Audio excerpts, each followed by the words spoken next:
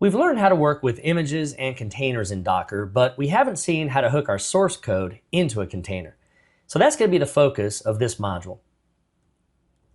Now we're going to start off by introducing something called the layered file system. And this plays a really critical role with your images and any running containers that you have.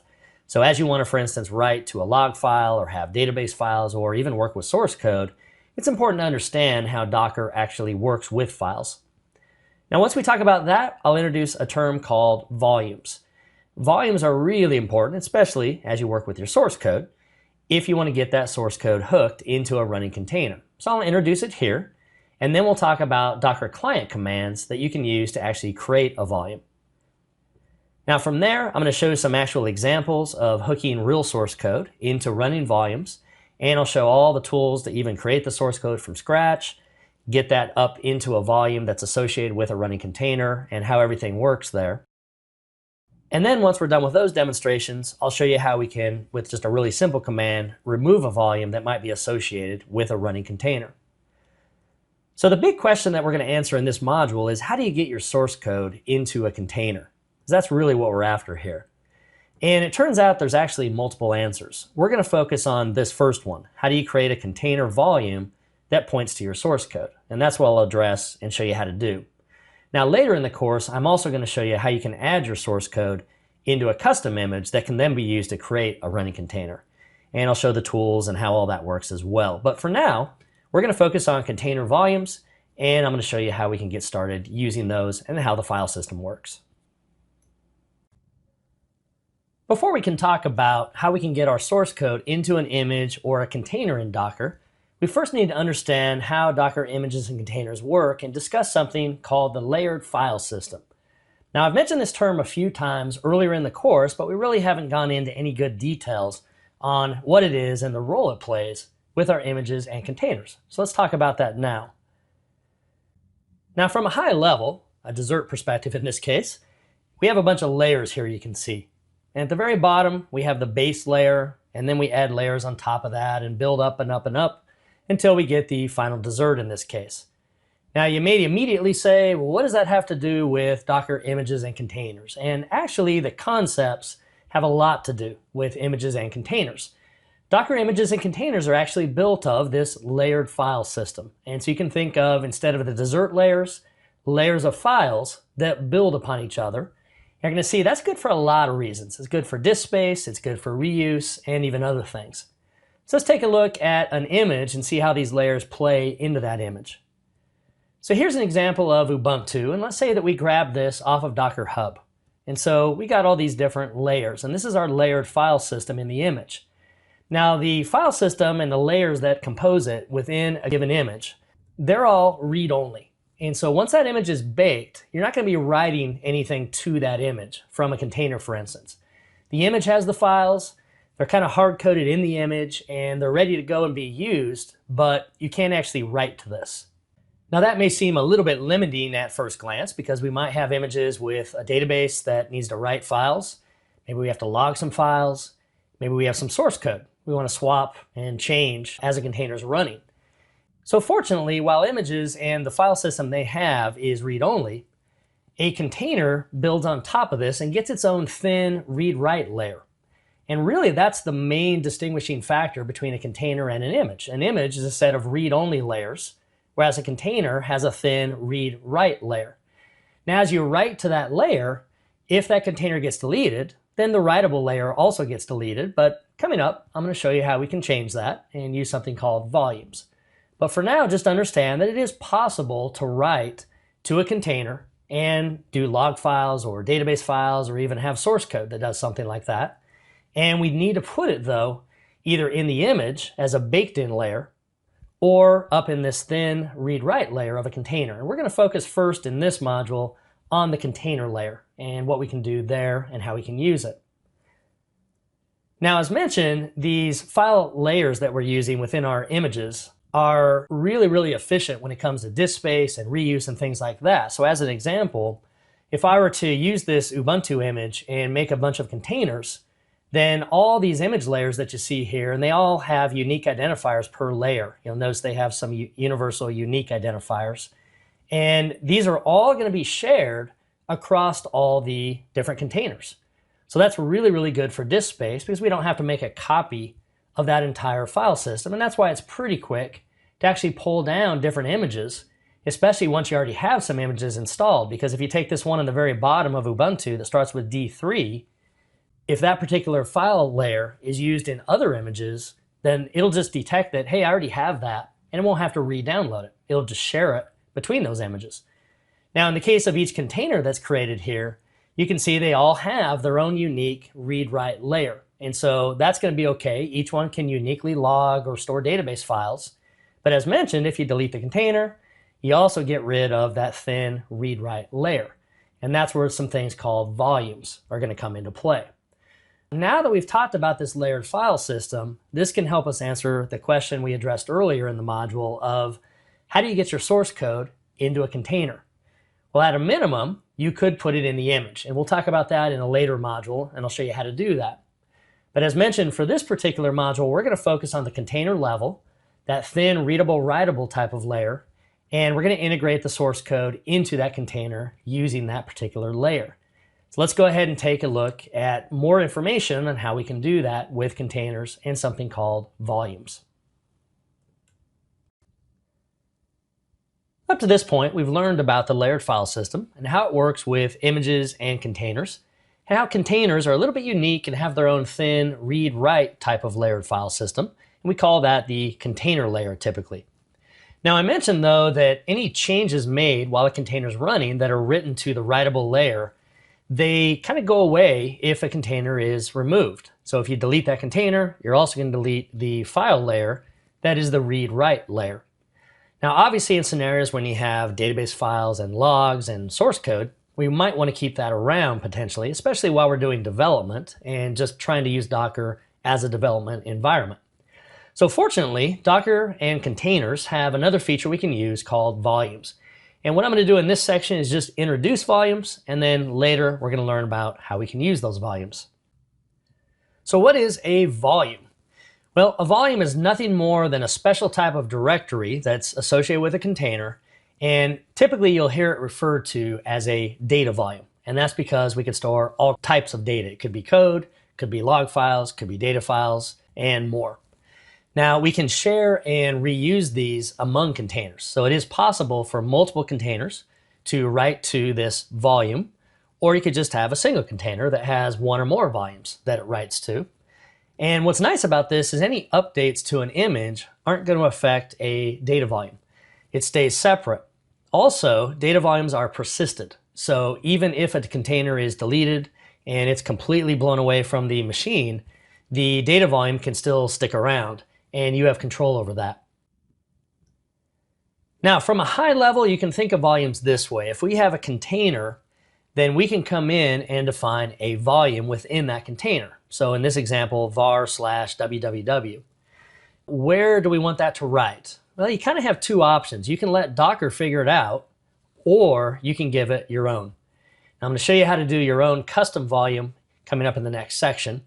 But for now, let's just know that when you write to a volume, so let's say that your code in the Docker container actually does a write operation to this var/www path, well, that is really just going to be an alias for a mounted folder that is in your Docker host. Now, remember that the Docker host is actually hosting the containers. So if you're running on a Linux system or a Windows Server 2016 or higher type of system, then the host would be that OS.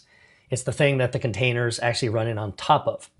And so in this example, if we had a volume that we wrote to, instead of writing into that thin read-write type of layer that is associated with the container that we talked about with the layered file system, it can actually write it up into this mounted folder area that's part of the Docker host. Now, if you delete the container, the folder that's on your Docker host, it can actually stick around and you can preserve all of that code if you'd like. So that's a quick introduction to what a data volume is and what a volume in general is in the world of Docker containers. So now what we're going to look at is how can we actually get our source code into our containers using volumes. And we'll see how we can set that up using things like the Docker client. Up to this point, you've learned about the layered file system and how it's used with images and containers. And we've also learned about the basics of volumes. But let's go a little more in depth into volumes and how we can actually use these to store some source code. So earlier, we looked at containers and saw that we can define a volume in a container. Now, we haven't quite seen the syntax to do that, but I'm going to show you that here. And I mentioned that when you write to a volume, if you set that up, that it's actually going to write to some special area that's on your Docker host. And by default, Docker takes care of that. It takes care of creating this area where it mounts this folder. And so I like to think of the var/www volume that's in the container here as really being an alias that points over to the Docker host and this mounted folder type of area. And that's where you can put your log files and that type of stuff. Now, to do this, we normally run a command like the following to start up an image and make a container. So we could say docker run, give it our port, and we have the external and the internal container port. In this case, I'm going to run the node image. Well, if we actually want to have a special area, a data volume, where that node app could write to, then we can change it to look like this. So I can put -v, and that stands for volume. And in this case, say /var/www, and then put the image name. Now the var/www or www, however you like to say it, that would be the volume. And then the area that it writes to would be in the Docker host. And so it would kind of look like this. We create a volume. This is the container volume alias, but it actually is going to write to the host area. And Docker, again, will automatically create that. Now, where does it store it? How would you know? Let's say that, for instance, your node application writes a log file out to this var/www folder. How does it know where that's going to be? Well, what's going to happen is Docker kind of magically makes that mounted folder. And the way you can find where it is by running docker inspect and then the name of your container. And so we could come in and do that. And if you scroll through the information it gives you, you'll see a mounts area. You can see that over here. And the mounts area has a name, and it's going to be a really long, unique identifier. And then a source path. And it's also a fairly long path. You'll notice it's in this mount mnt folder. And that's going to be on your host, your Docker host. The destination that the container actually writes to is going to be this var/www. And so we have the host location defined there in the source. And then we have the volume location that's in the container defined by the destination property that you can see. And so in this case, Docker is automatically taking care of where that data gets written to, but you now have to know, if you ever wanted to go get it outside of the container, have to know how to get to this path, which can be a little bit long. And it works great in scenarios where you don't want to control it. You just want to set up a container volume, write to it, and then have Docker take care of storing that somewhere and persisting that data. And this is the default way it will do it. Now, the other option is we can actually customize our volumes, because in this case, Docker is determining the mount location, the folder, where the var/www is actually going to write to. So let's look at how we could actually customize this. So instead of actually having Docker set up the folder that it writes to on the host, we could come in and give it our own folder path. And in this case, I'm just saying /source, but it could be a variety of paths. And this could be in your source code, could be where you want your log files, your database files, or whatever it may be. So this gives us an option to work with, for instance, source code in this example, store that in a certain folder, maybe on your Mac or your Windows machine, and then have the volume actually read and write to that specific area, which in this case would be our /source. So what does the Docker client command look like to make this possible? Well, again, if we start out with the following, where we just run the node image, we could change it to this type of pattern. We could say -v, and that again creates a volume. This $pwd basically says, hey, go from the current working directory and use that as the host mount. In other words, use that as the folder where I want to put my source code. Now, the actual container volume, though, would be this /var/www. And then, of course, we have the name of the image, in this case, node. So what this will do is create a volume in the container, which is going to be var/www. But when you write to that, or when source code's read from that, as the node container is actually running, then it's actually going to look in the host location, which would be the current working directory. So if you set up a /source folder and that was where you ran the command prompt from, then that would be your current working directory. If you were in your user folder, then that would be the current working directory. Just depends on where you are. Now, if you do an inspect on this, things change a little bit. And so we'll run docker inspect on the name of your container. And here's what we'll see in the mount area. So we'll always have a name, which is a unique identifier, but you'll notice now that the source on the host location is what we wanted. In this case, /source.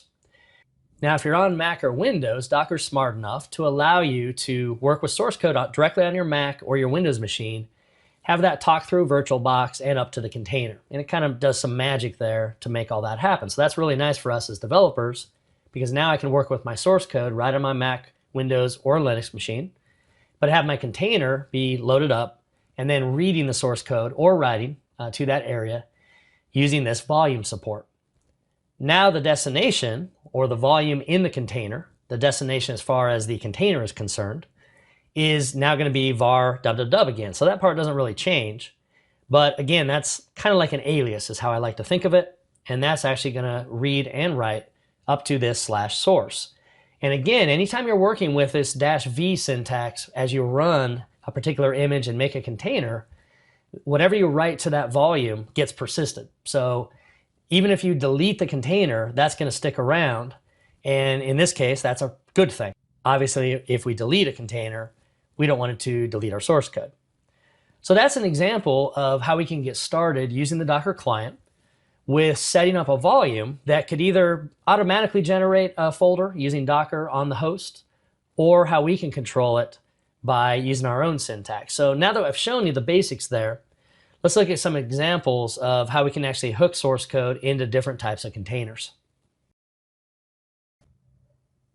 In this section, we're going to take a look at how we can get Node.js source code into a running Docker container by using volumes. Now, this source code is actually going to live on our local development machine, but we're going to magically link it into the container using volume support.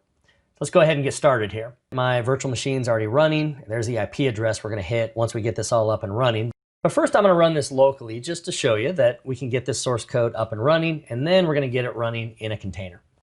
I'm going to use something called Express. This is a web framework for Node.js. And it has a little feature called Express Generator that'll generate a little sample site that'll make it easy to get started with some Node.js code. So the first thing I'm going to do is run an npm command, and this will install some modules. We're going to install Express and Express Generator. We're going to do these globally because Express Generator will add some command line integration support, which you'll see in just a moment. All right, so we're kind of ready to go. And what I'm going to do from the location, which is really the user account I'm in right now, is I'm going to create a new folder and generate some source code in that folder that's for Node.js. And the way we can do that is run Express. I'm going to give it a folder name. We'll say Express Site. And then I can give it a technology for how to render the views. I'm going to use something called handlebars. So that'll run. And now all we have to do to get this site up and running is, first off, run these commands. So we're going to cd into the folder, and then we're going to install all the dependencies of this particular web application. So this will take just a moment to pull these dependencies down. All right, we're ready to go. And then I'm going to get this running. Now, I do have Node.js running on this local machine, of course. That's how I'm running npm and these other commands. But the goal is not to run Node here. It's to run it in a Docker container. But this will show us that the source code's running properly, at least locally to start. So now that I'm in the Express site, I can just type npm start, and this will fire off this little web server here. And now we can come on in, and there we go. We now have a little Express site. All right, so we're off and running. Now that's nice and all, but that's actually just running Express directly from this particular folder. So I'm just going to go ahead and kill that. We'll leave this open to start. So the next thing I'm going to do is show you how we can work with volumes. So we're going to come back to the Docker client. And if I run Docker images, I've already pulled the latest Node.js image that we're going to ultimately create into a container from Docker Hub. And so normally to run this, we would just say Docker run. We'd give it a port. We'd give it the external port. I'm going to say 8080. And then you saw that the Express website that I got going is actually going to run on 3000. And we would say node, but if we run this, we don't have any source code. So basically what will happen is the container will try to start, it'll see there's no command to run, and it'll just exit. It'll just stop. So we're not going to do that. What I'm going to do first is create a volume.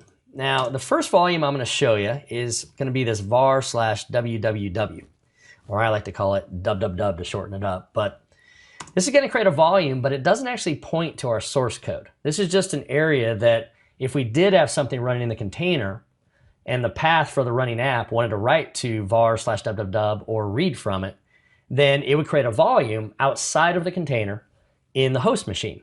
And so now I could say node here for the image, and we'll go ahead and return. And now it just started the container, but again, there was nothing to run. So if we do docker ps-a, you should see that it's exited. So really what happened is it tried to start it, didn't see anything fancy, and then stopped it, but we should now have a volume under the covers. Now you'll notice the container ID.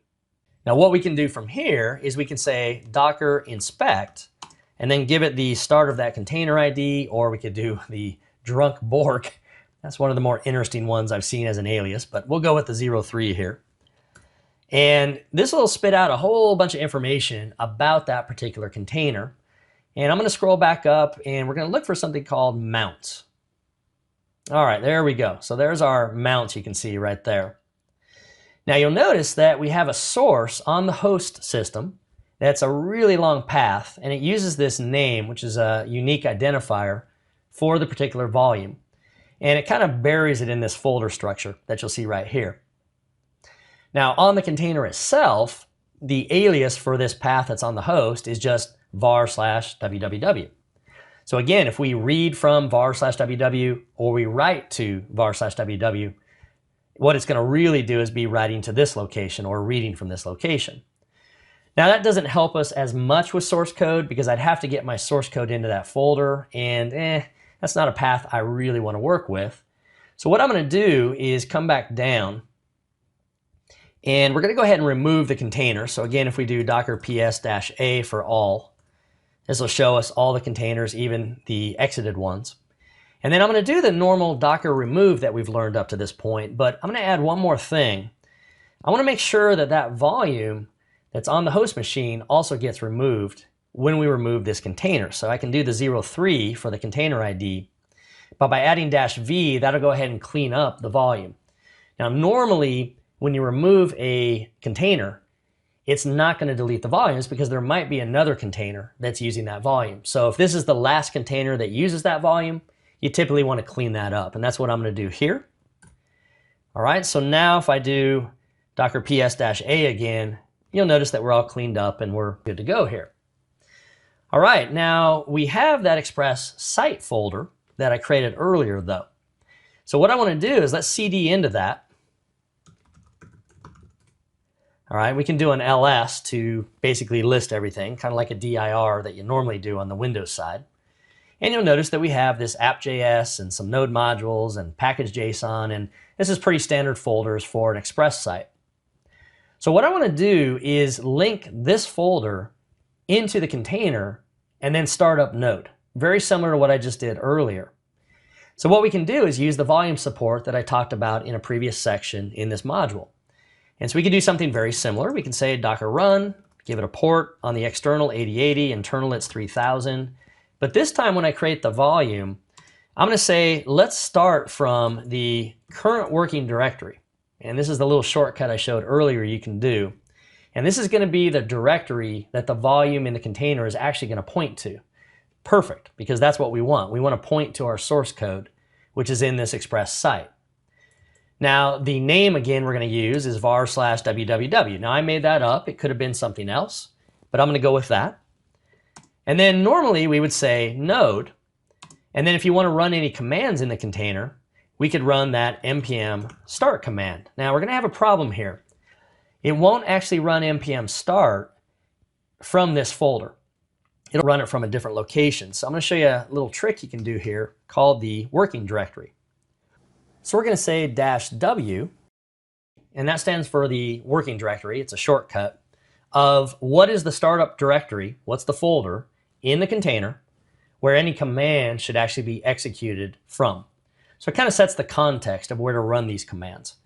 And I'm just going to say /var/www here, put the image, and then after that, we can put the command that we want to run, and I want to run npm start. All right, so to review, we're going to say, hey, Docker, let's run on port 8080 on the external. 3000 is going to be internally what we're going to run, and I picked that on purpose because that's what this Express site will use by default. We could change it, but that's how it's set up currently. We're going to set up a volume that points to our source code in the current working directory. And then the volume, though, that's inside of the container that's going to point to this Express site folder is going to be var/www. Then we're going to go ahead and use that volume as our working directory. That way, when I run npm start, really what it's going to do is forward the call from var/www into this Express site, which we'll call into an area over here. All right, so a lot going on, but let's go ahead and try it out. And I'll just hit return here. All right, now you'll notice it started it up, but this time it's not running on my local machine. It's actually running in the Docker node container. So this is very, very cool because I've now linked my source code into this container. And even if I didn't have Node installed, if I just had the source code but didn't have Node on my dev machine at all, then we could still work with Node because obviously it would be loaded up in the container. All right, so let's try this out. Now, instead of going to localhost, I want to go to the IP address. Now, this will be the Docker machine IP. So we're going to go to 192.168.99.100. I'm not going to go to 3000 though. Back here, we said that, what did we put? We want to go from 8080 to 3000 internally in the container. So I want to use 8080 right there. We'll hit enter. All right, and you'll notice we get the exact same Express site. Now, just to kind of prove this, let me dive into the source code real quick. And so I'm just going to run off to this folder in users. And where's Express? There it is, Express site. And let's just come in. I'm going to do a change to the view. And right now it's loading the home page. This is called index. I'm just going to open this up in VS Code editor. We'll do a very simple edit. So it says welcome to title and say welcome to title running within a Docker container with a volume no less, which is pretty cool. All right, we're going to go ahead and save that. That should now be committed in the source code. And you'll notice, look at that. So now our source code is linked, and we just proved it, into the container. So now I can do all my edits locally, but I can actually run it in whatever container I want. Now, in this particular demo, I'm using Node.js, but this applies to PHP, ASP.NET, Python, whatever it is you want to run. So that's an example of the actual commands that we learned about, going back to up here, that would allow us to link our working directory, the current folder that is on our local machine on a Mac or Windows or even Linux, and we can now link that into the volume that we defined, this var/www, up in the container. Pretty cool stuff. In this demonstration, we're going to see how we can get an ASP.NET Core CLR application up and running in a Docker container. And I'm going to link from that container to some source code that's going to be running on my Mac. And we're going to do that again using a Docker volume. So to get started, I'm going to slide on over to the Docker client. And there's two tools I'm going to install because I need some source code first off. We don't have any right now. So I'm going to install two tools using the npm tool. So you will have to have Node.js installed to run these. But assuming you have that, we can run generator, ASP.NET, and Yeoman. And I'm going to install these globally because it'll add some command line functionality. So we'll go ahead and let this run. All right, so now that those two tools are installed, what I'd like to do is generate some scaffolding, some code for an ASP.NET Core CLR site. So I'm going to come on in, and you'll notice currently this folder is empty, but we're going to go ahead and use this as our container. So let me go ahead and CD into it. So it's on my desktop. We'll go to ASP.NET Demos. Now from here, there's a tool I can run, which is this Yeoman tool. And Yeoman can use the ASP.NET generator. So I'm going to run yo ASP.NET, and this will start a wizard. And now I'm going to select Web Application. Now from here, it'll ask me what I want to call it. I'm going to go ahead and call it ASP Docker App. And that just scaffolded it out. So just to show you kind of what's in here, you'll notice I have a new folder now, and I now have some source code. And this is the code that we want to link in to a Docker container using a volume. In order to make this run in a container and allow me to get to it from my Mac in this case, I need to make one little configuration change, because by default, this project, it'll run on localhost on port 5000, but you can only hit it from localhost, and that's not going to work if I'm outside of the container and I want to hit it from a browser in my Mac, for instance. And so let's go ahead and make some edits here. I'm going to run into project.json, and this will be the main project file that has configuration for ASP.NET. I'm going to open this in Visual Studio Code. All right, and this has all the different DLLs and features that I need, all the modules, if you will. And you'll notice that there's this web command that runs something called Kestrel, and this is a server we can run that's actually going to run inside of the Docker container on Linux. Well, what I need to do is tell this server that, hey, it's okay to run outside of localhost, that you can have other IPs hit it. So I'm going to add a little property called server URLs. And what you do is you basically just give it an empty IP. We're going to do 4 zeros there, and then I want it to run on port 5000. All right, so normally this would be localhost 5000, but by putting the 4 zeros, this will make it so it knows to allow it to run outside of just localhost. That way we'll be able to hit it. All right, so let's go ahead and save that guy. So our server URLs is in place. Now we can go ahead and try to get our Docker running here. All right, so let's close that. All right, now the next thing I want to show you, if I go to Docker images, I've already done a Docker poll command on Microsoft ASP.NET, and I downloaded a very specific version.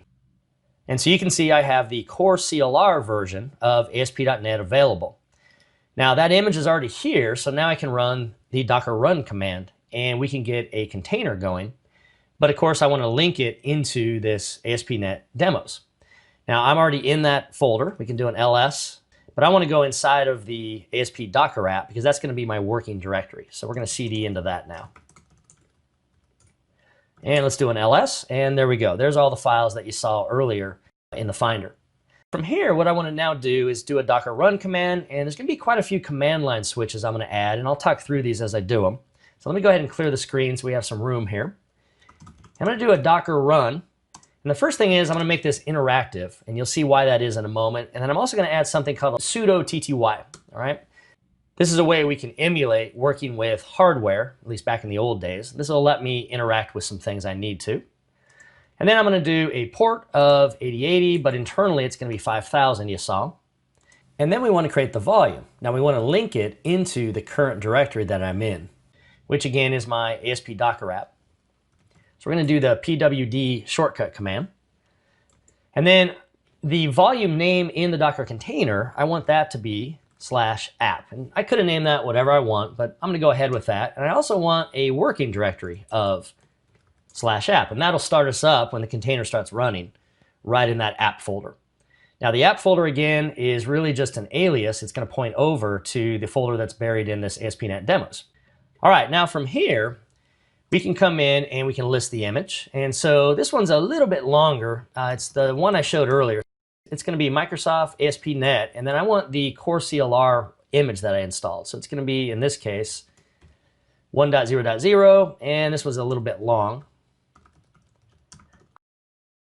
All right, and so now we have told it the image, but because there's a specific version of the images out there, there's quite a few of these actually up on Docker Hub, I need to explicitly put this colon character so I can say I want the 1.0 version, but I want the core CLR version of that.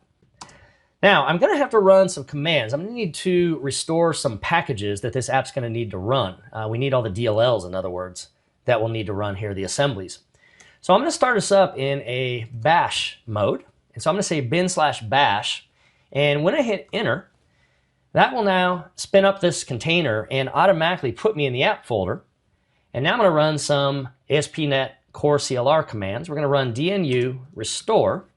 And this is going to restore all the packages that we need. And this will take a moment to run. All right, now that that's done, we can start up the web server. So I showed you that web command in the project.json. So I'm going to go ahead and say dnx web. And dnx web is basically the command to fire up the Kestrel server on really any IP, but in this case, we're going to link it in. You'll see in just a moment. And it's going to be port 5000. So this should start it up. All right, now that just did some database configuration and some other work, and it tells us that we can now hit this on an IP address, which I'll show you in a moment, and port 5000. And what I want to do now with Chrome is we're going to come in and hit a 192 address, although I don't want that version of it. So we're going to hit 192.168.99.100. You've seen this a couple times, and I want port 8080 because that's what we configured. So let's try this out, and this should now get everything ready, and there we go. So we've now linked in our container to the volume that's pointing to, in this case, my Mac machine. And so again, just to kind of show this is running, we could come in back to the source code. And actually, let me just minimize this, and we'll come back into here. And let's do something really simple. Let's go into the views, and we'll go to home, and we'll open up the index. Let's go into that. Actually, let's go to about because it's less busy. All right, so this is really simple. So I'm just going to say hello from Docker and a local volume on my Mac. All right, so let's go ahead and save that. Let's go back to the web app, and let's go to about, and there we go. So there you have it. We now have an ASP.NET Core CLR container going. We've linked that into the source code on my Mac using a volume. And now I can do full-on ASP.NET development. I can even interact with the terminal you saw interactively. That's kind of that -I and -T stuff that we did. And now we can do whatever we want from here. Now I could also come in and, let's say we want to go ahead and let's stop this actually. And I'll exit out. Now let's do a docker ps-a, and you'll see that now our container has exited, and we're kind of off and running. Now if I want to eliminate the volume pointer, then we could say docker remove, and I want to remove any volume pointers back for this 97, and then you can just abbreviate as you've seen earlier in the course.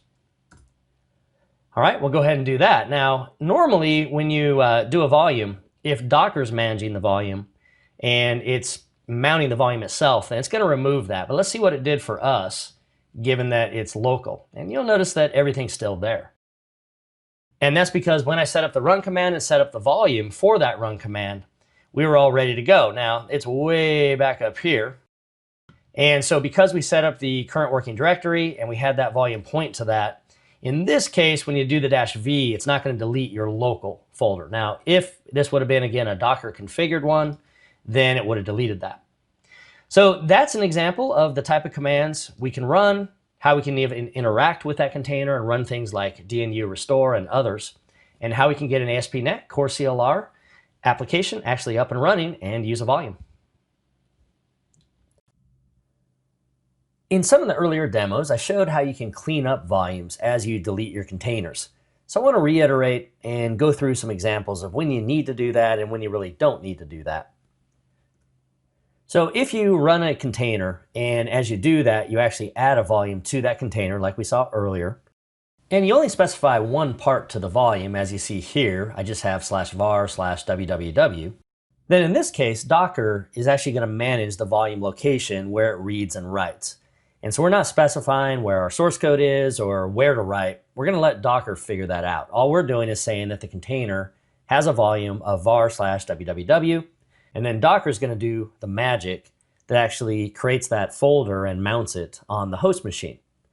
Now, in those cases, which definitely will be reality in some production or staging scenarios where maybe you write log files or things like that, then when that container goes away, if this node container, for instance, needs to stop and then be deleted, we'll probably want to clean up that volume, because otherwise you can kind of have some dangling files and it eats up some hard drive space. And I mentioned this in some of the earlier demos, but just want to reiterate.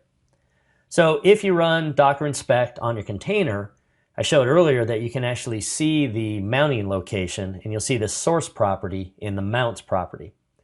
So you'll notice a nested object with source and destination.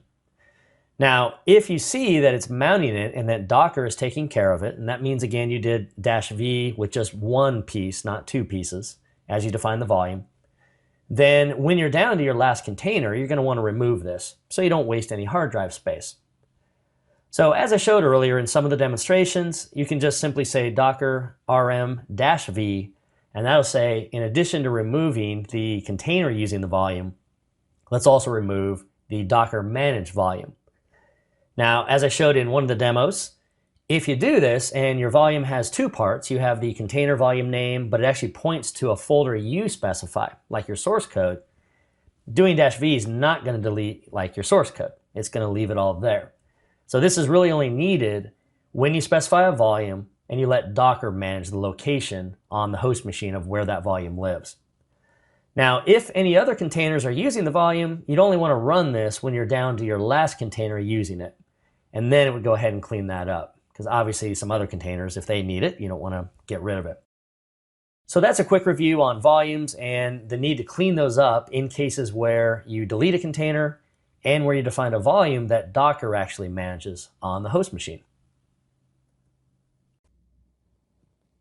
Up to this point in the course, you've worked a lot with images and containers, but they've been images that were hosted up on Docker Hub, and we've pulled those down.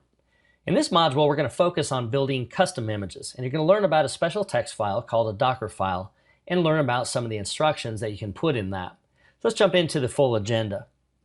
So we're going to start off by talking about what a Docker file is, and I'll introduce some of the key instructions you're going to need to know about, and explain the general process of how it works for building custom images. From there, we're actually going to create several types of custom Docker files. We'll see the different instructions, and we'll do that on Windows and on Mac. Then we're going to learn some Docker client commands we can run to build a custom image and tag it. And then finally, once we're all done with multiple images, we'll talk about how we can publish an image up to Docker Hub to make it available for us on any other machine, for other team members, or even for the general public if you want. Now, the main question that we're trying to address in this module and some others is, how do you get source code into a container? And one way we've already learned about. You can create a volume, and you can have a volume that points to your source code on your local development machine. And that's great when you're working in development mode. But in this module, we're going to see how we can actually get our source code into a custom image. That way that image could be used by other team members or anyone out there in the public if we wanted to set it up that way. So let's go ahead and get started by talking about what is a Docker file and what are some of the instructions you need to know to create a custom Docker file. Developers are quite used to writing instructions in a code file, running those through a compiler, and then outputting some type of binary or other file. Well, in the Docker world, we have a very similar type of process that we can follow to create an image and then a running container. And that's to create something called a Docker file. Now, a Docker file is nothing more than a text file that has instructions in it. Now, these instructions, of course, are unique to Docker, and they're defined up in the Docker documentation. But it's a very, very similar process to if you're writing Java or C# or another compiled language. You'll write some instructions in a file, and then in the developer world, we'd run those through a compiler. Well, in the Docker world, we'll run them through the Docker client, and it has a build command we can run. And then that build command can read through those instructions, generate a layered file system, as we've talked about earlier in the course, and then we have a Docker image that comes out of this that we can then use, and we can make a container from that. Docker file itself, as mentioned, is really just a text file. There's really nothing fancy about it. In fact, it's normally called Docker file, and oftentimes doesn't even have an extension, but you can name it whatever you want. It's just a text file that we want to feed into the Docker build process. And so it contains some build instructions, which we're going to be looking at. And these build instructions will do things like work with environment variables or copy source code into the image and more. Now, the instructions that we're going to be doing oftentimes create intermediate images. And these images are kind of behind the scenes images that are cached. And that way, if you maybe change an instruction, need to rebuild the image, it won't have to do everything from scratch. Now, there are ways you can override that and not cache anything, but then it'll make your build process take a little bit longer. And as mentioned, we're going to be using a Docker build command to actually convert the text file into an image. Now, here's some of the key Docker file instructions, and this certainly is not all of them. It's just a few, and I'm going to talk through the high-level look at what do these do. So normally what you'll do is you'll start off by saying, I would like to create an image from another image. Now, you can create it from scratch, from kind of nothing. But normally, you'll create one based on, for instance, a Node.js image or a MongoDB image or PostgreSQL or something like that. You'll use that as your baseline, And then you'll build on top of that using this layered file system. There's also a way you can define who maintains it. That's a very simple instruction, but you could say your name. And then there's a run command. Now the run command is really important because you can actually have different things defined that are going to be run. And these would be, I want to go out to the internet and grab something. I want to run npm install, dnu restore. Those types of things could be actually run using this run instruction. Another really important one is copy. When you're ready to go to production, we learned about earlier in the course you can use volumes for source code, but when you go to production, we want to copy that source code into the container oftentimes. There's multiple ways to do it, but that's pretty common. And so we can use the copy instruction to do that. You can also set what is the main entry point for this container. In other words, when you have an exe or something like that on a system, you can normally double click it and it has a main entry point that kicks everything off. Very similar here. What is the initial entry point that kicks off the container, for instance? It could be a node command, it could be a DNX command, it could be a Java type command, or something else. You can also define what the working directory is. This sets the context for where that container is going to run as, for instance, the entry point is run. So I could say what folder has my package.json, and I could do an npm run. What folder has my project.json, and I could run a DNX web or something like that. You can also expose a port. This will be the default port that the container would then run internally with. Define environment variables. These environment variables can be used then in that container. And then we can even define volumes. And we've already looked at volumes in the course, but you can now define the actual volume and control how it stores that on the host system for that container, as we've already talked about with volumes. Now let's take a look at what a Docker file actually looks like then. That's a few of the commands, but kind of helps to see them in action. So first off, you could say from, and this will always be the very first instruction that you're going to put at the top of your Docker file. And I'm going to say from node, build an image. And this will grab node as the base file system and then add additional layers on top of that. Now I could say the maintainer. In this case, I obviously put me, but this is where you can put yourself, you can put your email, things like that. Then we can say, I'd like to copy my source code from my current folder I'm building from, in this case, dot.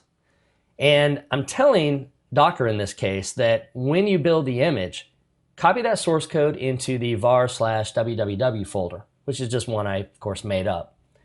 What that will do now is this layered file system will have a layer in it that's going to be just for our source code. And that will be the copy command or instruction. We can then set the var/www as our work directory because we might want to run some different commands like npm install if it was node, or dnx restore, or whatever it may be, depending upon your framework and the type of containers you're building. We can define the port we'd like to expose that the container actually runs with, and we can also define an entry point. In this case, I'm saying that the node command and server.js is my initial entry point into this. But of course, that could be whatever you want for your chosen technology. So that's a quick look at some of the different instructions. And as mentioned, there are more, but we're focusing on the ones that you really need to know to get started with as a developer. But what we're going to do now is take a look at building custom Docker files from scratch with some different technologies. Let's assume that you just got back from a team meeting and you've now been tasked with making a custom Docker image that the team could use. And specifically, you need to build a Node.js image. Now to do that, we're going to need to build a custom Docker file, and we're going to need to add instructions into it. Now once we're done with that, I'll show you a little bit later, we can then use Docker Client to actually build that into an image, and then of course we can convert the image into a running container. So let's take a look at how we can do this. So I have some code here for a Node.js Express site, and this is the same one generated from Express Generator. And I want to call out one thing in the package.json file. You'll notice that we have an npm start command that can be run, and when that runs, it actually runs the node command and then points to a file called www here. All right, that's going to come into play in just a moment as we make this Docker file. Now the next thing I have in here is I've already added an empty file called Dockerfile. Now it turns out you can actually name it whatever you want. This is the standard format, but if I wanted to rename it to something like node.dockerfile, just to give it an extension, I could definitely do that. And when I have just one Docker file in a project, then I'll usually just go with the de facto standard, which is this Docker file, this one here. But if you have multiple or you just want to give it a more explicit name, then you certainly can rename it. It's just a text file. Now, the first thing we're going to do is use the from instruction. Now, the from instruction instructs Docker, I want to build this particular image that we're going to make from another base image. And because we're going to be doing Node.js in this example, I'm going to base it on the official Node repository image that's up on hub.docker.com. Now, this particular image has a lot of different versions. So you could do this alone, and that would be like doing this, latest. And that'll always grab the latest version of Node every time you rebuild the image.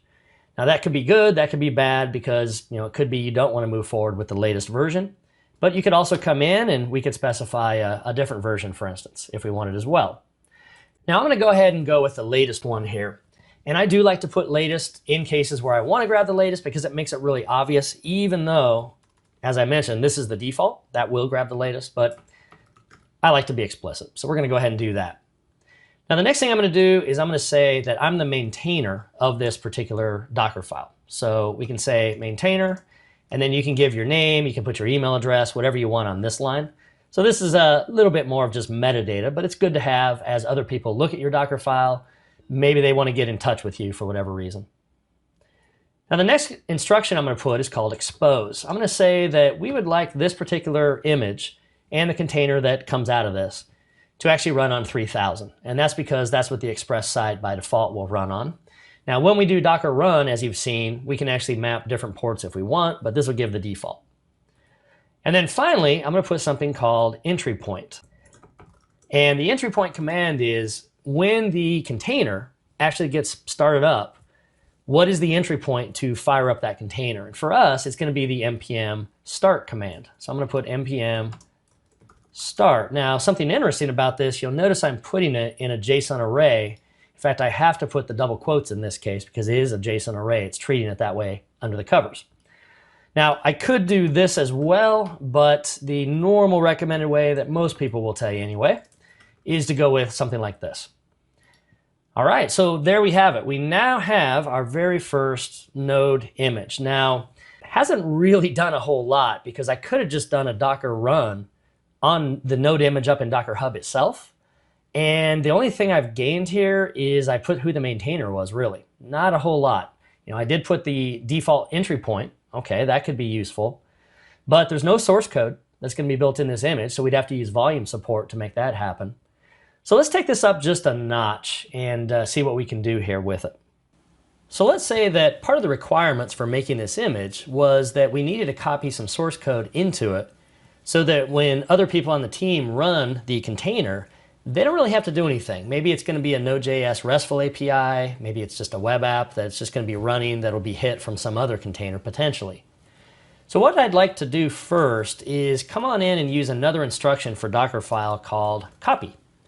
And copy does kind of what it says. It allows you to copy in whatever you want. It could be an individual file. It could be an entire folder structure. But we're going to copy the entire project that you see over here on the left. That's everything in here.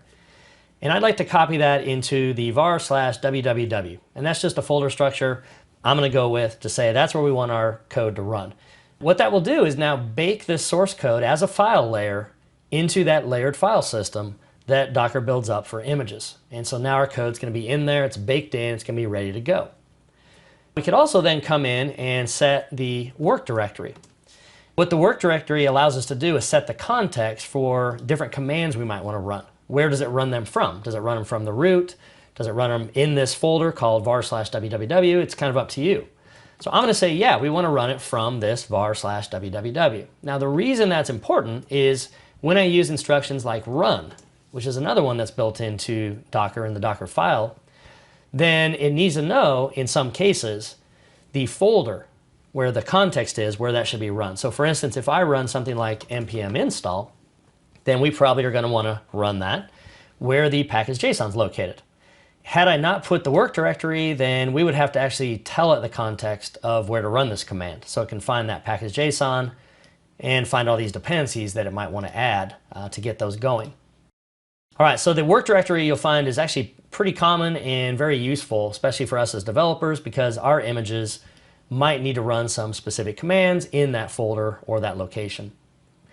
Now, the other thing we can do that's related to this work directory is we could say that maybe we want it for whatever reason on the host system where the container is ultimately going to run. And we know how to do that, and that's to use volumes. So I could actually come in and say volume, and then I could give it var/www. Now that alone is going to cause Docker, once the container runs, to mount this particular volume that's in the container onto a folder or into a folder on the host file system. And we talked about this in a previous module in pretty good depth, but this would set that scenario up. And it's really useful. We might even have multiple volumes. Maybe this app needs to write to, we'll just pretend there's a logs area. Well, we could set up a volume so that the logs actually stick around even if the container is deleted and then maybe brought back up at a later time. So that's what the volume command can do. Now I'm just going to leave this in here just to show it. Keep in mind that with the Docker run command that we looked at in previous modules in the course, I showed you how we can actually set up a volume. It was the -v switch. And we can point that, for instance, to the source code on our developer machine. But in this case, we're going to go ahead and use a volume just so we can kind of see it here.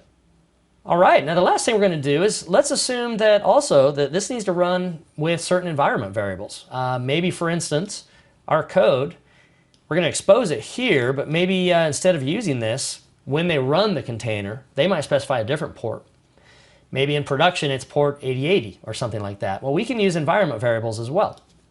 Now, I normally like to put these up at the top, although they can go in different places. Depends on if you're going to use them in the Docker file or not. But in this case, we're just going to make an environment variable. And I'm going to make two of them. We're going to do the node environment. Let's just assume we want production for this particular container instead of the default, which would be development. But let's go back to production.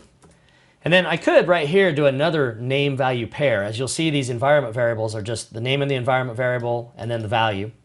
And I could just do another one, but I'm going to break it into two steps so you can see the separate instructions. Let's say we also want to put a default port. And I'm going to go ahead and leave 3000. That is what Express runs. But this would be an environment variable that your Node.js code can now read from. So now when that container gets fired up, and if this is for production, you could potentially say a different port, maybe for production containers or something like that. Now I'm going to go ahead and match it with the expose that we have here, but the goal again is just to show you that, yeah, we can do environment variables. So that's an example of a custom Docker file that does a few things. Number one, as a review, it pulls in the latest Node.js image. We say who the maintainer is. We define two environment variables that'll be in and available to that container. We copy our local source code from here into the image into a folder called var/www, which is also our working directory, and it's going to be set up as a volume, which in this case means the Docker host would actually be where that source code is going to live. But we can override that again with Docker run. We're going to run the npm install command because we need to get our dependencies installed once that container's going. Expose port 3000 for the internal port for our container.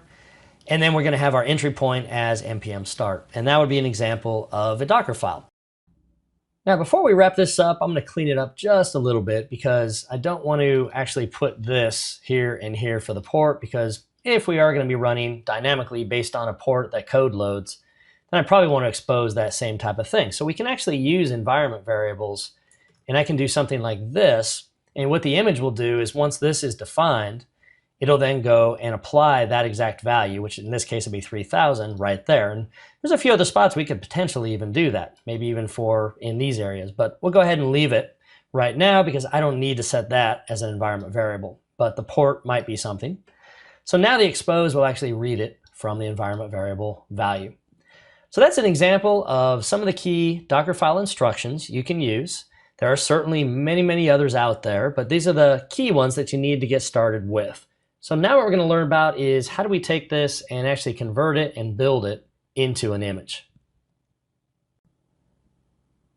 Once you have your Docker file completed and all the instructions are in place, you're going to need to run that through the build process using Docker Client. And that's what we're going to look at here.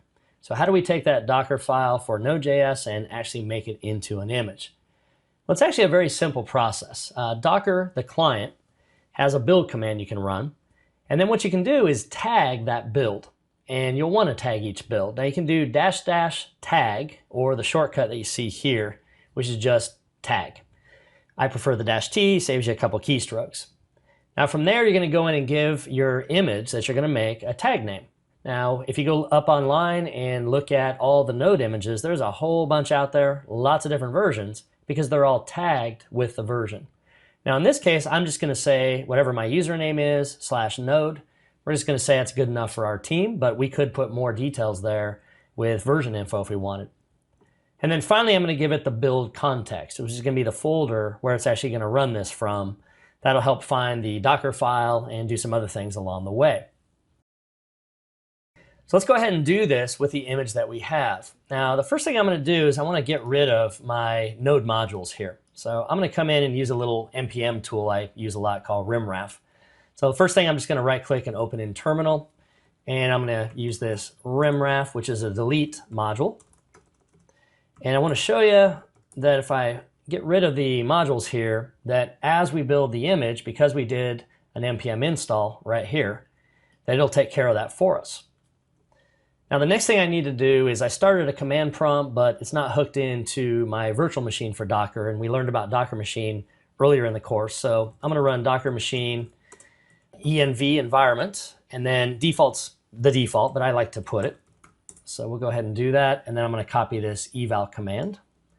And that'll get us all hooked into the virtual machine that we want to run with. From here, we can go ahead and build our Docker file into an image using the Docker build command.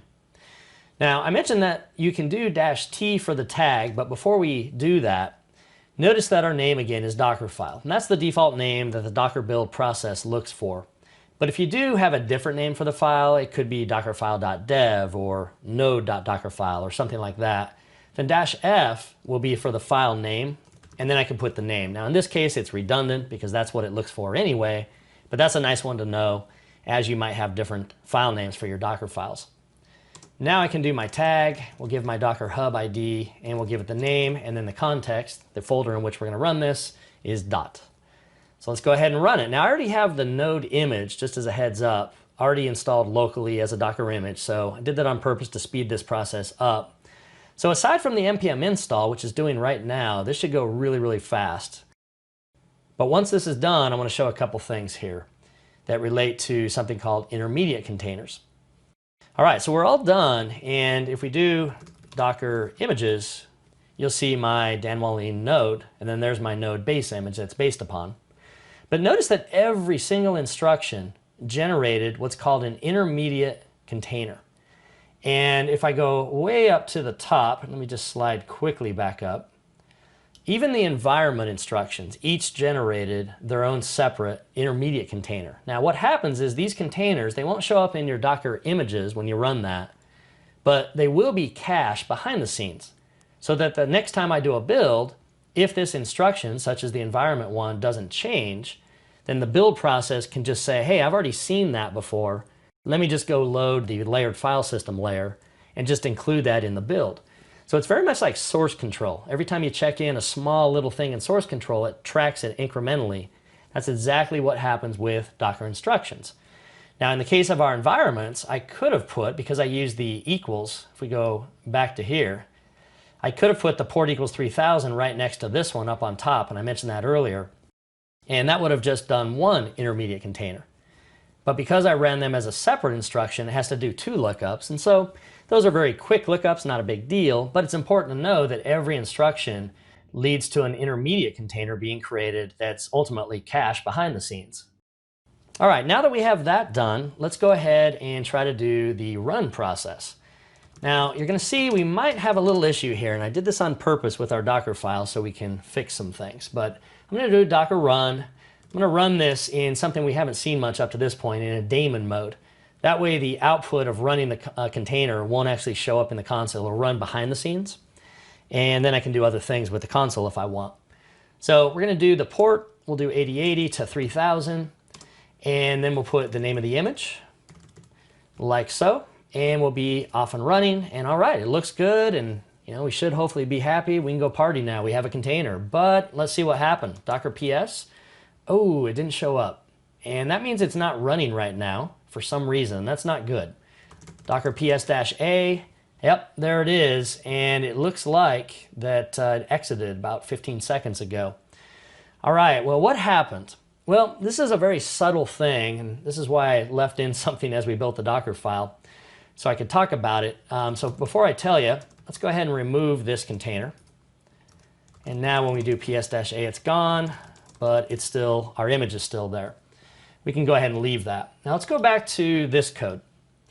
What happened here is that when we made the volume and ran npm install, that went ahead and did the node modules, but it's going to put it, once we run the container, in this var/www. Well, that doesn't exist yet on the host. Remember that with a volume, we're mounting the folder in the Docker container, but it still, when you run the container, has to make the folder where it's actually going to store that volume, because the volume lives outside of the container. Well, at this stage, when we build it, it sets it up and it looks good, but then when we run the container, it recreates the mounting. Well, it creates it for the first time, really. And this var/www here has to then link up to the host folder. Well, when it does that linkage, it kind of wipes out stuff that happened, such as the npm install. And that's actually the error, if we would have dug into the logs, that we would have seen. So I'm going to go ahead and take this out. All right, we'll leave that volume out because I don't really need it anyway. I'm not trying to persist anything. It's just source code here. Let's go back now and we'll get back to our commands. Let's go back to the Docker build and let's rebuild this now that it's been saved. Should go really quick here except for the npm install. That's the slowest part. And once this is done, let's try to run it again and see what happens. And now it should stay up and running, and then we should be able to hit it in the browser, for instance. So let's try our docker run command again. There it is. Now I'm going to do docker ps. All right, very good. Look at that. That's a good first step. So let me come on in now, and let's run off to the location. This will be 99.100, 80.80. You can see it right there. All right, and it looks good. Now, this is actually using the old code, so there's actually not a volume in this case. So I probably could update that now, but this is showing that the source code we copied in, that we did previously in the course, is actually being used in the container. So that container is now up and running and things are okay. So to reiterate, the problem with the volume was at runtime, if you will. When we ran the container, Docker had to step in and create the mounting to the host because the image doesn't know about that yet. It's just an image. So that kind of wiped out our npm install in our node modules folder. And as a result, what we thought was there turns out to not be there. And that's kind of a problem, actually. So by removing the volume in this case, we can leave our npm install code and we should be off and running. Now, just to kind of review some things, now that we have a running container, we can always stop it. We can say Docker and give it the ID there. That'll take a moment to stop. And then we can go ahead and remove that container using the rm command. So we can say Docker remove 5.3. All right, so if we do docker ps-a, we're good. And if we do docker images, our image is still there. In fact, it looks like a little intermediator got left over. So I can even do remove image 7e. Now do docker images, and there we go. So that's an example of building a Node.js image from scratch using a Docker file. Docker file instructions can be used to build a variety of images. So in this section, we're going to talk about how we can use a Docker file and the different instructions to build a custom ASP.NET Core image. So let's go ahead and jump right in. So I have an ASP.NET Core project already loaded up. This is the same one we looked at earlier that was generated automatically. And it has the normal suspects. You can see the controllers, the models, the views, our project JSON, things like that. But I also have this empty Docker file. Now we're going to base this image, this custom image that we're going to make, on an ASP.NET Core image that's up on Docker Hub. But before we start writing the Docker file instructions, I want to take a look at what images we have. So I've already gone to hub.docker.com, and you can see I've searched on ASP.NET. Here's the official Microsoft one. And if I scroll on down, you'll notice that there's several different supported images here. Now, the versions that you'll see are pretty important, and these, of course, will constantly be changing. But as of today, these are the ones we have. And I want to do this latest one right here. Now, before I grab this little fragment, because we're going to need it, I'm going to run off to the Docker file and just point out one quick thing. Now, you really don't have to be a master of the Docker file that you see here. There's a lot to this, but I want to point out just a couple little things that are in this, a little off to the right here. So notice SQLite 3 and this lib SQLite 3 dev. Now, those are already in the image, and it just so happens that the version of the code base that I'm running, it's going to be hitting SQLite.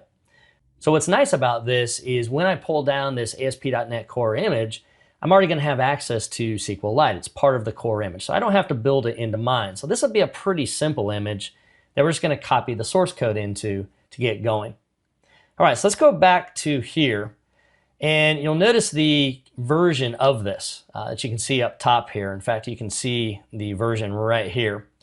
And so we're going to need this version as we do the Docker instructions. So let's go on back and let's type our from instructions. So we're going to say from Microsoft ASP.NET, and then we're going to have to say the specific version, because as you saw, there's kind of two roads. You can do the mono or the core CLR. And because I'm going to do the core CLR, I have to be explicit. So this is the 1.0, and then this part I'm typing here will certainly change. But what's nice is that you can control the version that your image is based upon. Now from here, we've already seen SQLite is included in this 1.0 core CLR image, so we don't really have to do anything there. So the next thing I want to do is I want to copy all this source code into the custom image that we're going to make with this Docker file. And to do that, we can use the copy instruction. So I'm going to copy the local folder, and I'm going to copy that into, and then I just have to make up the name of the folder in the container. And I'm just going to call it app. We could name it like I did in the node demo, var/www, but it's really up to you, and that's kind of the point here. Now, I'm also going to set the work directory as being this /app. And then I like to kind of tab things over a bit to line them up. Makes it a little bit easier to read as you build this. And then we're going to have to run a DNU restore so that we can get all the packages that are needed. So we're going to type run, and I'm going to type the different commands. So first off, you run DNU, and then we're going to run restore. And that'll help us do that. We're going to expose 5000. That's going to be the port that this will default to in this project. And then I'm going to set the entry point. So we're going to say entry point, and now I'm going to run the dnx web command. So if we go into our project JSON, scroll on down, you'll notice there's a web command. So we can simply run dnx web, and then you'll notice this is something that was covered a little bit earlier in the course, but I want to reiterate, this server URLs property was set, and I don't have an IP there. That'll allow us to call port 5000 on something other than just localhost. Really, really important though. Otherwise, we'd only be able to call it on localhost, and it wouldn't work too well with our containers. All right, so let's come on back to our Docker file. Let's go ahead and enter our DNX web. So we'll do DNX web, and we'll save that. All right, so now we have an actual ASP.NET Core Docker file. And this particular Docker file is going to be based on the latest core version. We're going to copy our source code into the app folder, set that as the working directory, restore our packages, expose the port, and then set the entry point. Now, the other thing you really should add, and this is certainly optional, which is why I didn't put it because you've already seen it, but the maintainer is something that is not vital, but it's good so that people know who created this. So we'll go ahead and put me. You can put yourself if you're doing it as well. All right, and there we have an ASP.NET Core custom Docker file. Now, once we build this and then run it as a container, we would have all our source code there. We'd have the port that we're going to expose and be able to restore the packages and run it. So now we're off and on our way. So what we're going to look at next is how we can build this and then run it. Now that we have the Docker file for our custom ASP.NET Core image ready to go, we need to convert that Docker file into the image by running the docker build command. Now, we saw this command earlier, so I'll run through this really quickly. Very slight changes here and really just the name of the image, but we're going to run docker build. We're then going to tag our image again. We're going to use -t in this case.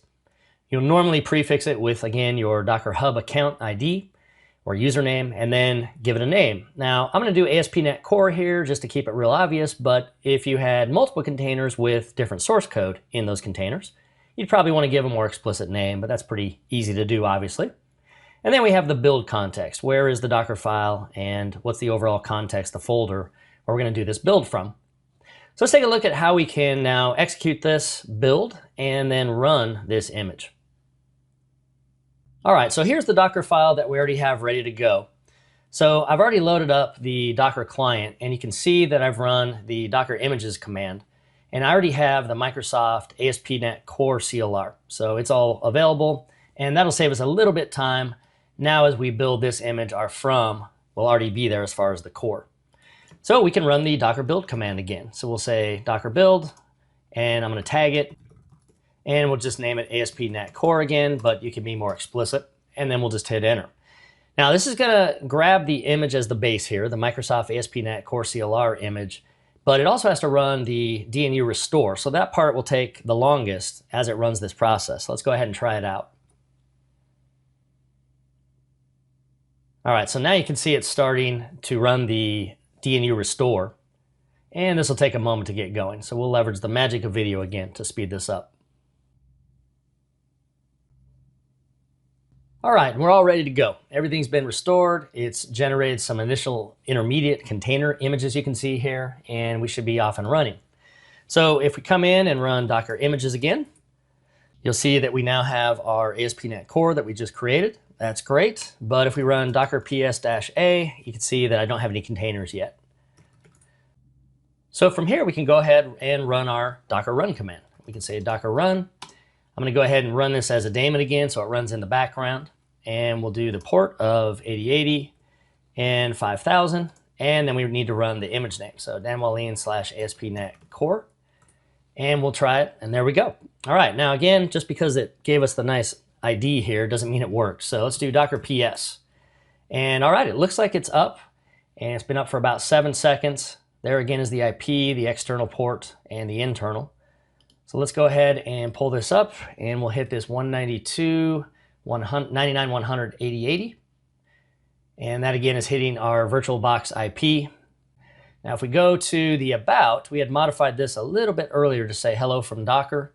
And you can see that that source code is now part of the actual container. So now we have a running container with our actual source code embedded into the image that, of course, we use to create that container. Now, just to review a couple other things, if we want to stop this again, we can come in, and I'll just do the first part of this. And this will go ahead and take just a moment to stop. And then once this is stopped, we could remove it, do whatever we want there. So let's say we did want to get rid of it. Maybe we want to make some changes. In fact, I'm going to do that to show you some of the caching that goes on. So let's go ahead and do remove 67. All right, and we're ready to go. So let me clear that. And if we go back to images again, there we go, we have it. So let's say that we did make a code change, but maybe only made a few minor changes. Let's just run our build command again. And you'll notice how fast that was. And again, we saw this with the Node.js image, but you'll see this using cache, using cache, using cache.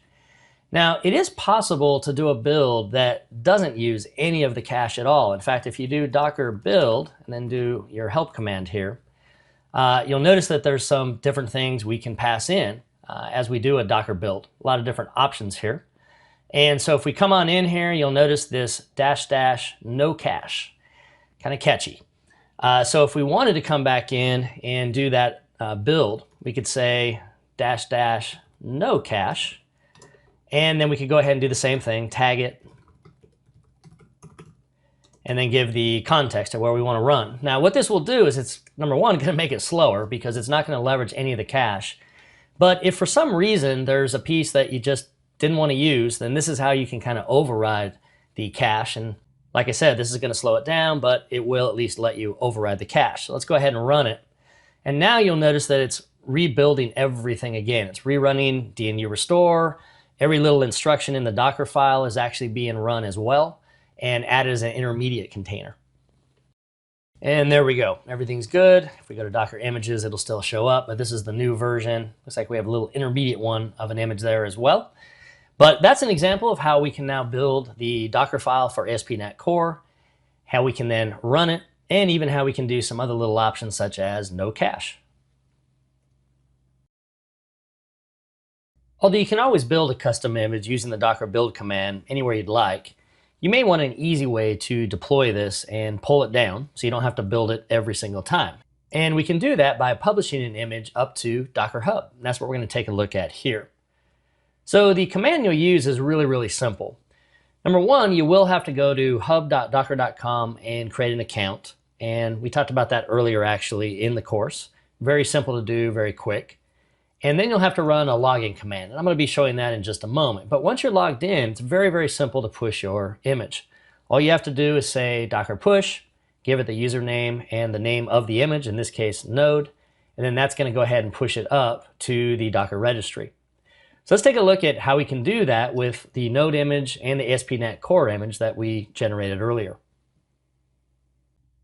Now before we can run a Docker push, we will have to log in. So we'll do Docker login, just hit enter, and then you can put your username and your password. And then it's going to ask for the email you used as well. All right, once it's done that, from here we can go ahead and try to push. And you'll notice it's kind of saved some of our credential information locally. So now I could come in and let's do Docker images again, and we'll do Docker push core. And then this is actually going to prepare the image and then push it up into Docker Hub. Now I'll go ahead and let it do that. And we're going to come on over as well to the Mac side.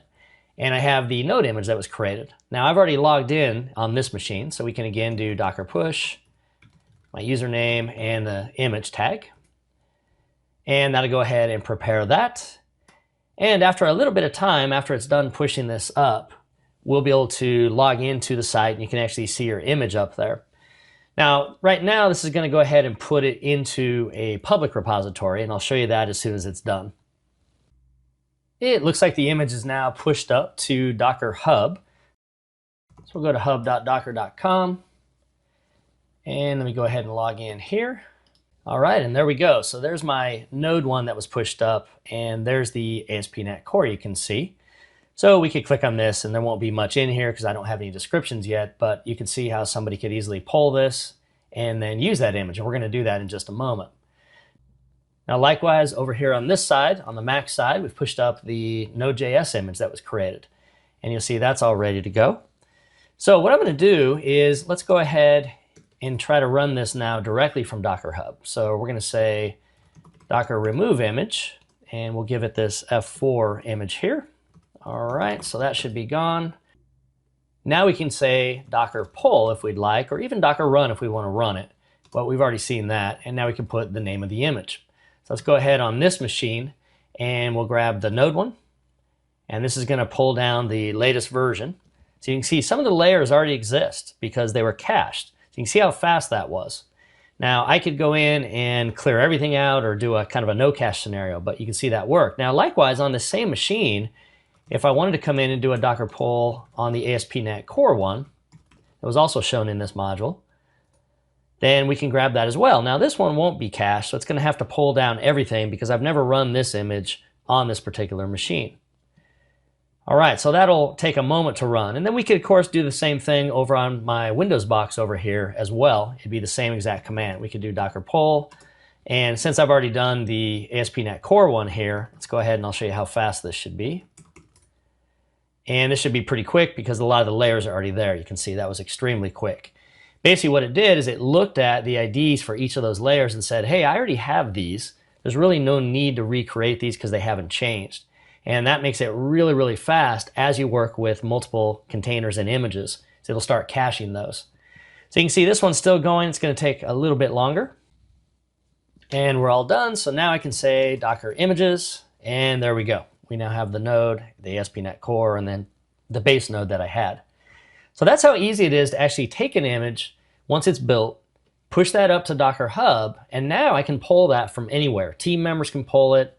Even other people out there, since these are public images right now, could pull it as well. So it's really, really powerful technology because now it makes it very, very easy to share my exact environment. And we still have a lot more to cover. So that'll get us started with custom Docker files, how we can do builds, run containers, and even push images up to Docker Hub. But we're going to start diving into more about linking containers and more as we move along in the course. We've learned about how to work with images and get containers up and running, as well as different Docker Toolbox tools and how you can use those. But we haven't addressed a really important question that you'll certainly encounter as you work with Docker, and that is, how do you communicate between Docker containers? And so that's what we're going to talk about in this module. We're going to focus specifically on how can we do things like have a container that has a web server, talk to a container that maybe has a database, or something else along those lines. So we'll start off by talking about the general concept of container linking or container communication, whatever you'd like to call it. And I'll talk about two options that are available that we can use there. We're then going to dive into the first of those two options, which is called legacy linking. And this is a way that we can name our containers and then easily link one container to another container based upon the naming.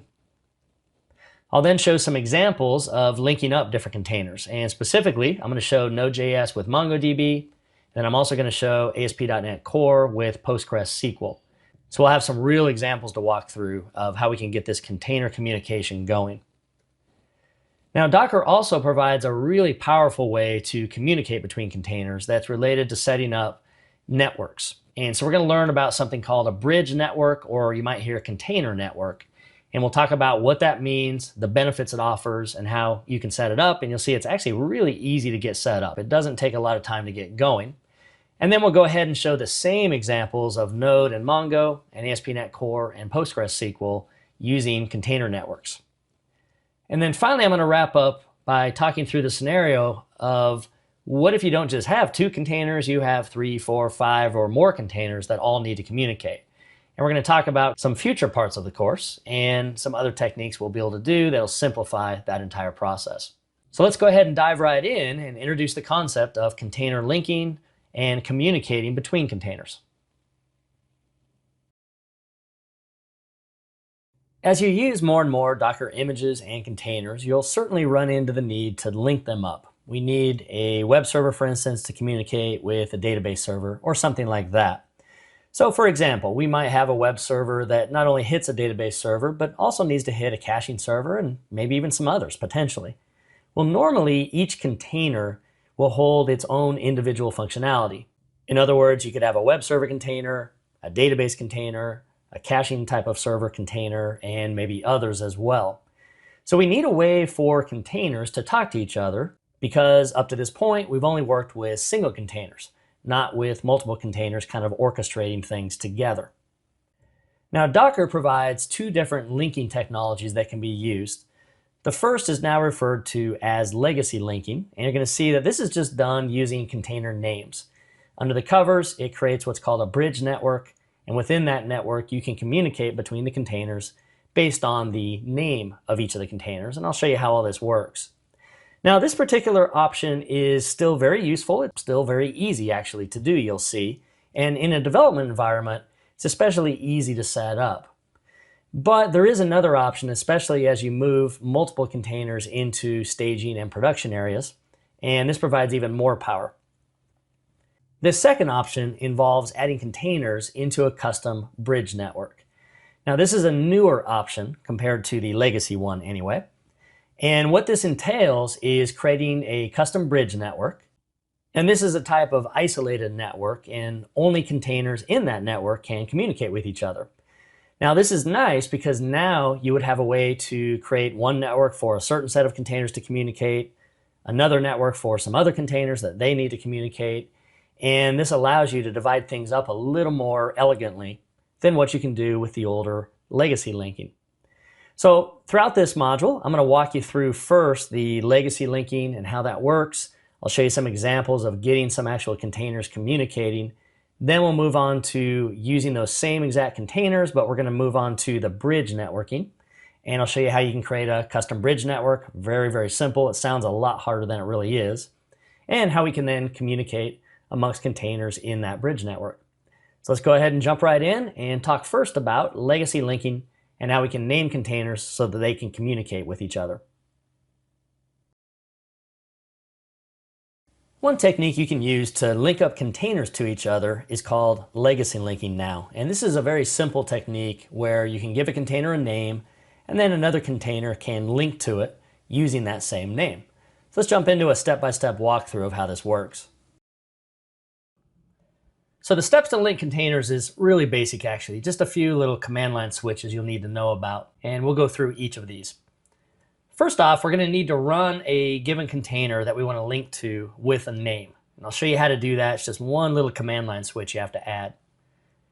Now, we can use that name then as we run another container to link those containers together. And we're going to take a look at that as well. And then, of course, if you have additional containers, you just kind of repeat and keep going. So you'll add a name and then link it to the next container, and add a name, link it to the next container. So let's look at step one here. All right, so when we do Docker run, we've seen that a few times throughout the course. We can do the daemon, that's the -d. That'll make it so it runs in the background. But we can also do --name and then give that particular running container a name. Now, up to this point in the course, we've mainly relied on the ID for the container or the alias that was automatically generated by Docker, but you can give each of your running containers your own custom name. So in this case, we're going to define a name for the container called my Postgres, and that would take care of the basics of naming it. Now, if that's all we did, it's not going to accomplish too much. It's just going to add a name that we can then use to, for instance, remove or stop the container. But now that we've named it, we can go to step 2 and we can link up another container to this database container. So for instance, let's say that we would like to run an ASP.NET Core container. Then we can run it as you see here with the daemon mode, give it a port, pretty standard stuff that we've seen. But we can also come in and link to another container. And we do that with this --link command line switch. Now this is the actual name that you saw previously, my Postgres. And then we can even give it an alias that we use internally in the ASP.NET Core container that's going to be running. So as we connect, we can use this Postgres alias in our database connection string, for example. So that's really all you have to do to link a container to another container that's already running. Now, step 3 would be we just keep going if you have more and more containers. So you start another container, give it a name, link it to the next container, and then repeat. So normally the containers you're going to link to, they'll typically be started up first with the docker run command. And then once you're done with that, you can then use the --link command line switch to link any other containers by name to those containers. So now that we've seen how we can do this with Docker Client on the command line, let's go ahead and take a look at linking up different types of containers across different technologies. In this section, we're going to take a look at how we can link a Node.js container to a MongoDB container and the Docker technology that makes this linking possible. So I've already loaded up a Node.js project that hits MongoDB. I'm just going to walk you through the fundamentals of what happens here to show you that we are indeed going to be inserting data into Mongo and then pulling that data back out.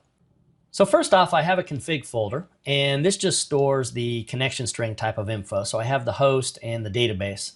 And you'll notice this name MongoDB. Now I didn't pull that out of thin air. That's actually what we're going to be naming the MongoDB container. So we'll come back to that in just a bit. Now we're also going to be calling a DB seeder, and that calls up into this data seeder. And you'll notice that we have some Docker commands here. Now this is just a custom object I made in Node.js. Just has some custom properties that I'm going to insert. Could have picked anything. But I'm going to insert a Docker command, a description, and then some examples of using that command. So we could kind of pretend this is like a help database or something like that.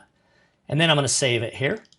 And then I'll also create a Docker command, this time PS, and we'll run some examples of that. So it's just some basic sample data that we're going to insert into Mongo using the Node application that you see here.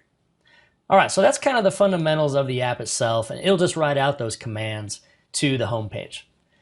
Now, the next thing I'm going to show you is this Node Docker file.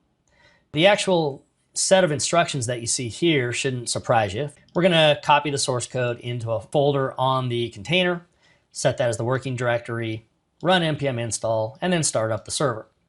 But you'll notice at the top here, I have some instructions on how to link everything up, because we want to link, again, Node.js as a separate container to Mongo, which is its own container. So the first thing we're going to do is we need to convert this into an image. And so let's go ahead and do that. I'm just going to copy this down, and we'll pull this up and just paste that right in there and build it. Now this should be cached, so it should be pretty fast to do. All right, so we're all done there. And if we do Docker images, You'll notice that I have my custom image. I already have a node image, and there's Mongo. So we're ready to go there.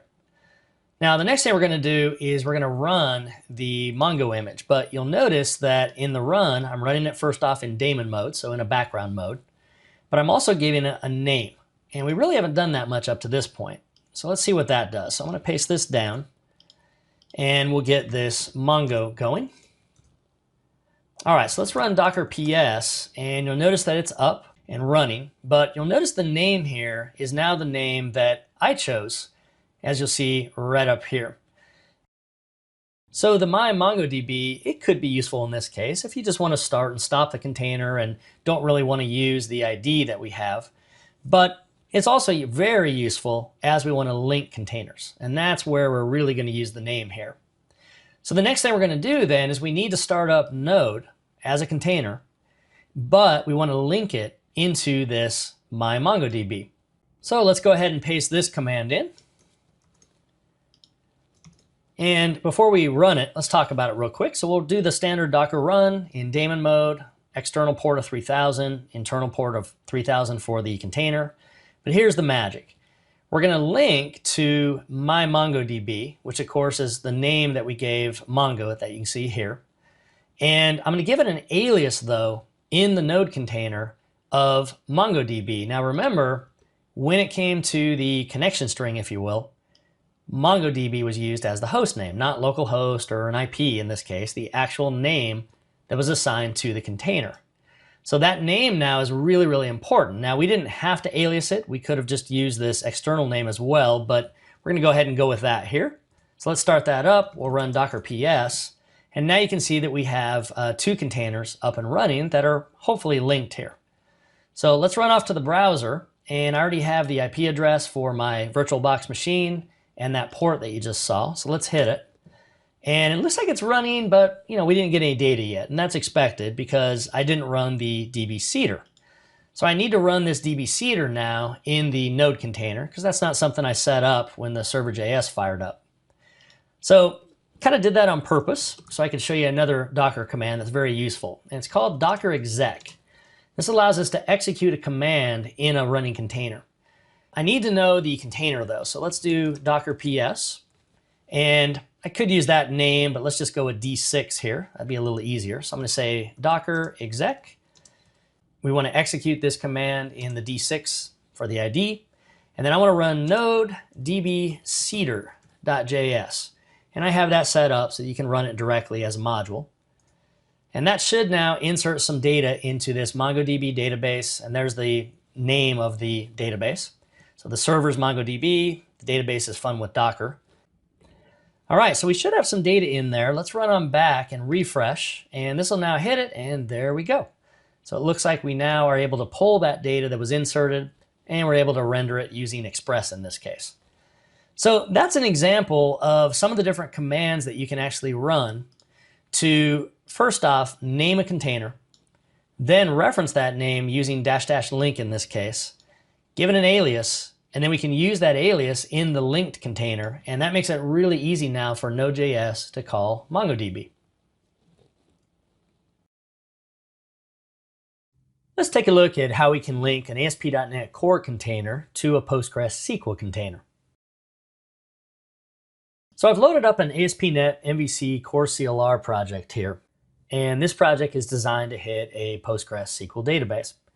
Now, at the time of recording this, the ASP.NET Core CLR tools, the command line tools, and some of the libraries are a little bit in flux. And so I really debated, should I include something like that in a Docker course? And the thought came to me, that's actually a great example of how Docker could be used in one way for developers. Because we oftentimes have technologies that we'd like to take a look at, but we don't typically want to mess up our system or get something on there that might be hard to remove eventually. So what I'm going to show is a snapshot of an ASP.NET Core CLR project that certainly will change. In fact, I can guarantee in a week there will be a new release. But I'm going to show you how we can customize that and still work with whatever version we want by creating a custom Docker file. And then we'll get into how we can link things up. Now first, let me just briefly run you through the project. So we have a models folder with some pretty standard model classes. These classes store Docker commands, so if you watch the Node.js demonstration I did with Mongo and how I linked those, it's the same general concept. We have Docker commands, and they can have an array of examples, and that's what the example class is you see right here. So pretty standard stuff there. Now in the repository, I have Entity Framework in here that'll interact with PostgreSQL, but I also have a DB seeder, and this is actually what's going to be used to load up some sample data when the database first starts up and the application first starts up, I should say, ASP.NET MVC in this case. So that'll load automatically for us. Now, other than that, it's a pretty standard ASP.NET MVC type of project, but I am working with a particular build that I needed to use at the time. And so if I open up the ASP.NET core.docker file, you'll first off notice I named that a little bit different. And you'll also notice a whole bunch of stuff in here. Now, don't let that overwhelm you at all. We're not even going to worry about much of it, but at the time, this is the version I wanted to work with. And that version wasn't actually up on Docker Hub. It's not available yet. So what I did is I took the Docker file for a previous version, and the good news is most of the different frameworks out there will define some environment variables in their Docker file that'll typically, not always, but typically let you specify the version of the framework that you want to work with. And that makes it really easy to basically copy and paste their Docker file into your project, change things how you'd like, and then you can build your own custom images based on any version that you'd like to target. Could be a nightly build, an unstable build, whatever you want to call it. So you'll notice this particular one is based on Debian Jessie. I went in, since I tweaked this, and put me as the maintainer, but really the only thing I changed was this all the way down to here. And then all I did was copied, like we've already talked about in the course, all the source code here into this particular project, set as the working directory, restore the package dependencies, and then run this. Now, what's really nice about this and why I wanted to include a demonstration like this is this particular DNU and DNX command, they're in flux right now. There's another tool that's going to be coming out, it looks like. As of today, though, this is what I needed to be able to run this project. By using Docker, I can get a very early version of a framework up and running on my machine. We can hit a database in this case, and I'll focus in a moment on the linking part. But I can do this in a way that I can get the image there locally, I can run that as a container, and when I'm done, I can just, as you've already seen, remove the container and remove the image. No harm done. My machine pretty much acts as if it was never there. And I really, really like that feature about Docker, is it makes it a lot easier to run things without having to fire up a big old virtual machine. You can just have these Docker images and containers like we've been talking about. All right, so having shown you that, here's the commands that we're going to run. So the first thing we're going to do is we need to build this into the custom image so that I can pull down this specific version. And Microsoft, whoever made the Docker file here, they've already done all the hard work here to pull down what we need. So a lot of that I didn't even have to worry about. Now, the next thing we're going to do is we're going to fire up a PostgreSQL database, and we're going to give it a name. And like I showed earlier in this module, anytime you want to link a container to another one, simply give it a name, and then we can reference it by that name. Now, they have some other options where you can specify a password as it runs the container. I went with this highly secured password of password. Don't try that at home, but that'll get us going. The last thing we're going to do then is we're going to run our ASP.NET Core. This is the one we're going to build from this Docker file. And I'm going to run it as a daemon on the port 5000, external and internal. But here again is the key part. So you'll notice that I'm referencing the name of the container up here that'll be created. And I'm giving it an alias. Now this is important because when I set up the connection string, which is in this app settings file, you'll notice here for the server, I have this Postgres. And that name comes from the name that you saw right here. So this is the alias the container will use, which actually points up to this other container. All right, let's give this a shot. So I'm going to grab this command here, and let's come on in to a command that I already have up, and we'll just paste this on in and run it. Now this one will take a moment to run, so through the magic of video, I'll speed up the process for you. It looks like this particular image has been completed. So let's go ahead and run Docker images.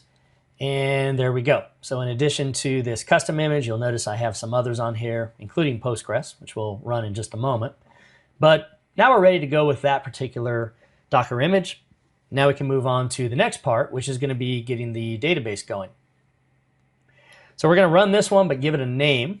So let's run on back and paste this in. Let me clear the console. All right, so that should be going. Let's run Docker PS. And there we go. You can see that is now up and running on port 5432. And notice that the name here has actually been added. So again, up to this point, we've mainly messed around with container IDs. Mention the alias that Docker generates, the name it generates automatically, but my Postgres is the custom one that we did, and that's what we're going to use to link to. So the final step here is we need to grab our ASP.NET Core command to run that container, and then we're going to link it again into this Postgres database. So we'll paste that in, and let's do Docker PS again. All right, and it looks like we're good to go here. DNX Web was run in this case, and it's been up for about 2 seconds. The database should be up as well. Now, when this one ran, it automatically updated the database. So it had a seed piece of code that actually did some inserts. And now if we go to the home page for this, we'll hopefully see the Docker information. So let's run off to the browser here. And we're going to add port 5000. And there we go. So we have the ASP.NET Core running, and that is now hitting our container, which is actually our Postgres container. And so you can see all the information there. In fact, we can kind of prove that just to show another feature by doing Docker logs. And if we just did that and did help, you'll notice I can get some information about it, but I just need to give the container name or ID. So let's do Docker logs. And actually, I need to go grab the ID. So let's go back to Docker PS. And then we'll do Docker logs on just 6.0 should do it for us. All right, and there we go. There's the logs that were kind of dumped by that container. In fact, here's some of the different commands you can see as I was hitting the home page here. This is actually some of the queries that were going on and everything that was going on behind the scenes. So that's an example of how we can actually run some code that maybe isn't even ready for prime time in production, but we need to start looking at it maybe as a company, but we don't want to mess up developer machines. And as a result, Docker provides a great way to containerize that so that we don't have to install anything we don't want. Now I can go in, stop the containers, remove them, and then remove the images, and it's as if I never did anything, and that takes a matter of a few seconds to do. So that's an example of how we can link up ASP.NET Core CLR and the Postgres database.